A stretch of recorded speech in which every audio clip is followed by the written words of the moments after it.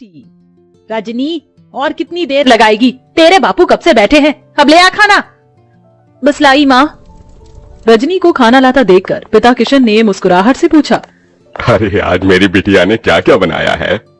बाबा, मैंने आपके लिए भिंडी की भुजिया बनाई है और सूखे आलू भी। फिर तो आज मैं पेट भर कर रोटी खाऊंगा। 2 तरह की सब्जी बनी देखकर ललिता बड़बड़ा उठती है। अरे लड़की, 2 टाइम की सब्जी एक ही बार में क्यों बना दी तूने? एक तो ऐसी तेरे बाबा की कमाई धमाई नहीं है और महंगाई इतनी है। जाने दो ललिता, अब तो बना दिया बिटिया ने। कल को ब्याह कर अपने ससुराल चली जाएगी ना तो बहुत रोगी तुम। अब गुस्सा थूक दो और बिटिया के हाथों का खाओ, ये लो। किशन जैसे ही खाने का निवाला ललिता को खिलाता है, ललिता का मुंह चढ़ जाता है। आथू, अरे बेलुड़ी, आज फिर तूने रोटी जला दी। अरे तेरे दादा परदादा की आटा चक्की नहीं जो मुफ्त का आटा आता है, दाम देखकर खरीदना पड़ता है। रोज रोज जली रोटी बनाती है। यही हाल रहा तो पता नहीं ससुराल जाएगी तो कैसे बसेगी।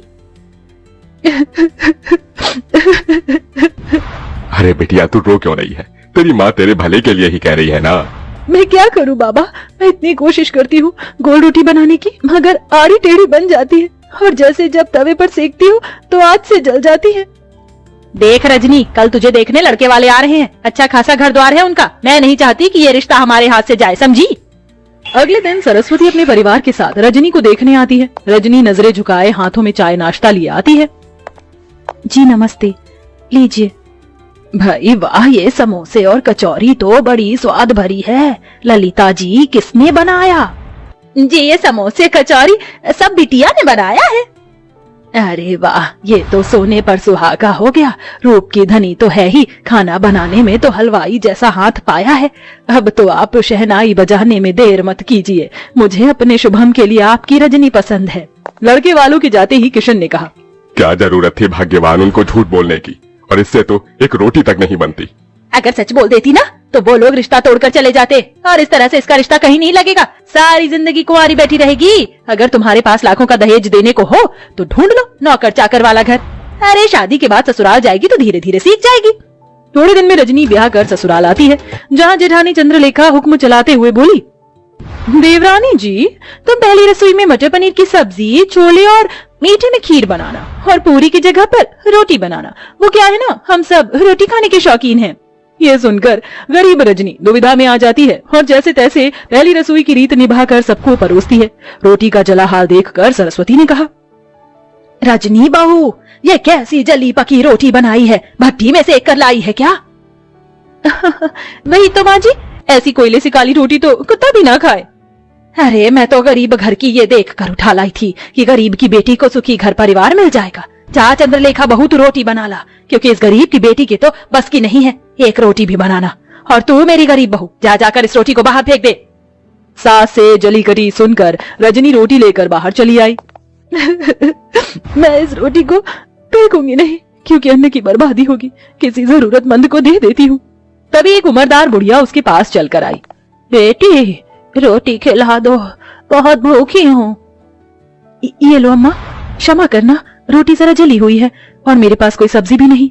मेरी पोटली में गुड़ है, उससे खा लूंगी। बुढ़िया हबड़ हबड़ कर रोटी खाने लगती है। तभी रजनी का परेशान चेहरा देखकर वो पूछती है, बेटिया तुम परेशान क्यों हो?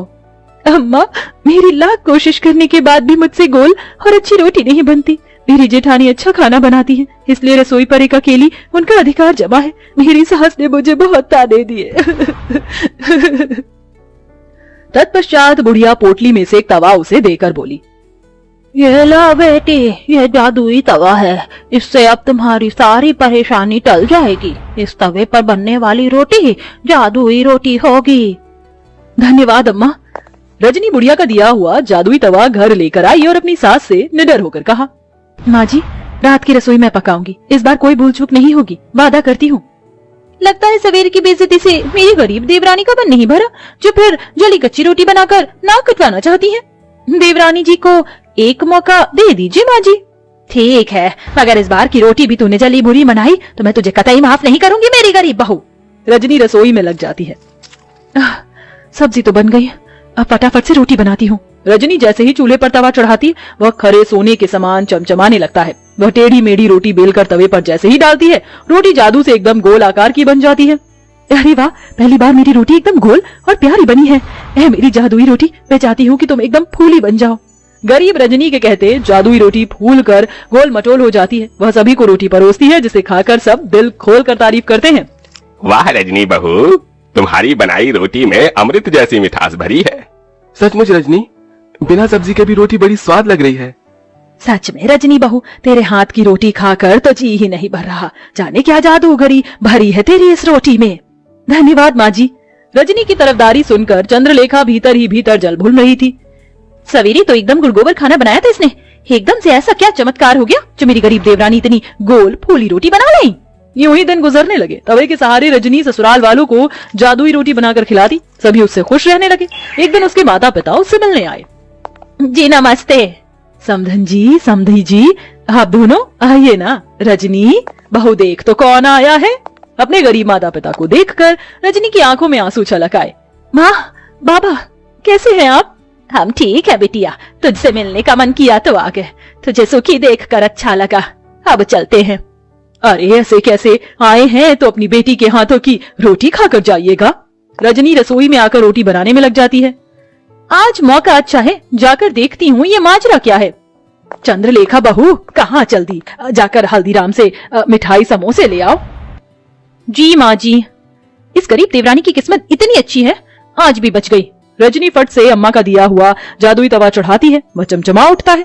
रजनी बेली हुई रोटी तवे पर डालकर कहती है, ऐ मेरी जादुई रोटी, खूब फूलो फलो। ये कहते ही चमत्कार से जादुई रोटी तवे पर फुदक फुदक कर फूल जाती है। तभी माँ ललिता रसोई में आ जाती है। माँ, तुमने मेरी जान निकाल दी।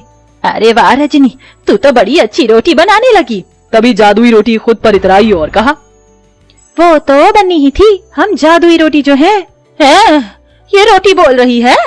हाँ माँ, क्योंकि ये सब जादुई अनोखी रोटी है। रजनी अपनी माँ को बूढ़ी अम्मा के बारे में सब बताती है, जिसे रसोई के बाहर कान लगाए खड़ी उसकी जेठानी चंद्रलेखा सुन लेती है।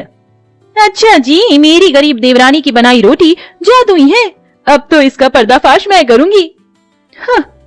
चंद्रलेखा एक आदमी को पैसे देती, जो भिखारी का भेष धरे उसके दरवाजे पर आता है। बहन, 2 रोटी खिला दो, भूख लगी है, दया करो। रजनी को उस पर दया आ जाती है। ठीक है भैया, जरा देर ठहरो, मैं रोटी लाती हूँ। रजनी रसोई में आकर रोटी बनाती है। जल्दी जल्दी से रोटी बेलकर तवे पर डालती हूँ। वो बेचारा भिखारी कितना भूखा था। चलो मेरे प्यारे तवे, जल्दी से मुझे जादुई रोटी बनाकर दे दो। इतने में चंद्रलेखा सरस्वती को लेकर रसोई में आ जाती है, जहाँ बेलन खुद ही चल रहा था और जादुई रोटी अपने आप ही बन रही थी। देखा सासू माँ, मेरी ये गरीब देवरानी जादूगरी जानती है। पता नहीं क्या टोना टोटका कर रही है, जो रोटी खुद ही बन रही है। नहीं नहीं माँ जी, जेठानी जी मुझ पर झूठा दोष लगा रही है, ये सच नहीं है। अरे मैं जो आंखों देखी देखूंगी उसे ही तो सच मानूंगी ना। रजनी बहू, तू डायन तो नहीं? नहीं माँ जी। अपनी सच्चाई का सबूत देते हुए रजनी जादुई रोटी और तवे के बारे में सब बता देती है, जिससे दूध का दूध पानी का पानी हो जाता है। इसके साथ तवे का जादू भी चला जाता है। चंद्रलेखा बहू, तुमने जलन और बैर में रजनी बहू को गलत दिखाया, और रजनी बहू तो क्या हुआ जो इस तवे का जादू चला गया। अब तुम्हें रोटी बनाना तुम्हारी सास सिखाएगी। माँ जी। रजनी रोते हुए अपनी सास के गले लग जाती है और बड़े चाव से न केवल रोटी बनाना बल्कि सब कुछ बनाना सीख